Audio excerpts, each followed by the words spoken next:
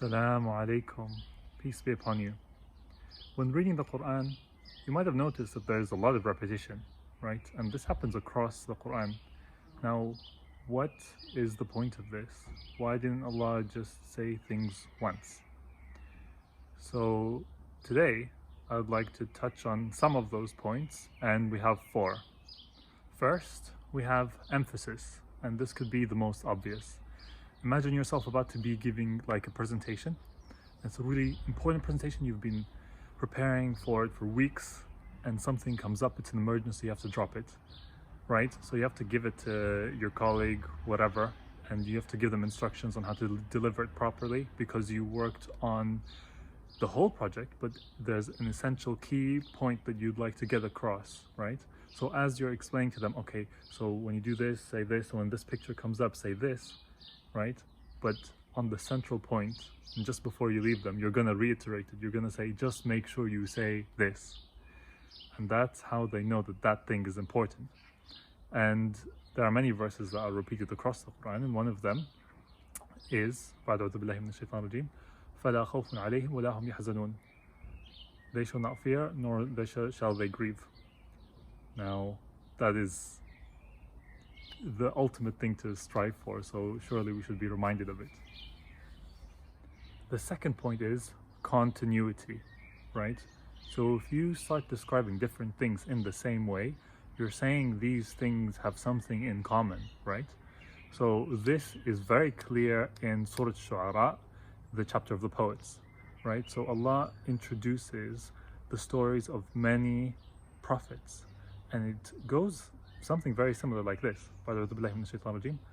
كذبت قوم نوح المرسلين إذ قال لهم أخوهم نوح ألا تتقون إني لكم رسول أمين فاتقوا الله وأطيعون, and the ayahs go on. And when his story is done, then the next story starts, and it starts almost exactly the same. أعوذ بالله من الشيطان الرجيم كذبت عاد المرسلين إذ قال لهم أخوهم هود ألا تتقون إني لكم رسول أمين فاتقوا الله وأطيعون, and the ayahs go on. And this story and this pattern repeats itself multiple times in this single chapter. And yeah, the point here is these prophets, peace be upon them all, came from different places, different times, different circumstances, right? But this continuous thread, it just joins them all, that they all called to the same message.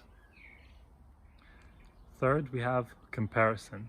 Now, comparison is when there's a phrase that's repeated sometime later, right, in the Quran, and lets you compare the two contexts.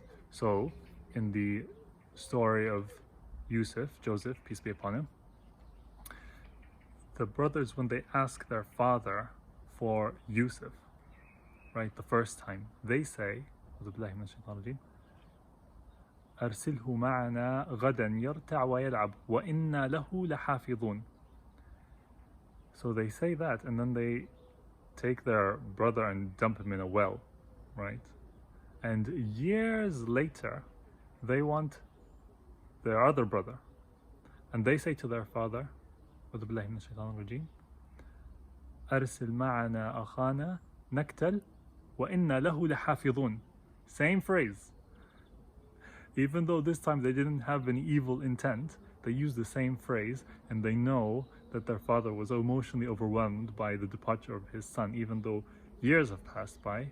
So you can imagine the emotions that start being, surfacing when they say those words again. And indeed, the verse just after it, Yaqub, peace be upon him, says, oh, so I should trust you this time like I trusted you last time? So point 3 was compare. Point 4 is contrast.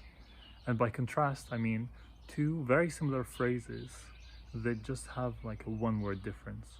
So, for example, when God describes Joseph, peace be upon him, he says, وَلَمَّا بَلَغَ أَشُدَّهُ آتَيْنَاهُ حُكْمًا وَعِلْمًا وَكَذَلِكَ نَجْزِي الْمُحْسِنِينَ. Now, get this, when God describes Moses, peace be upon him, he says, وَلَمَّا بَلَغَ أَشُدَّهُ وَاسْتَوَى آتَيْنَاهُ حُكْمًا وَعِلْمًا وَكَذَلِكَ نَجْزِي الْمُحْسِنِينَ. That addition of the word wastawa, that God made him strong is to emphasize Moses' strength. Hopefully that sheds some light on the wisdom of why God uses repetition in the Quran.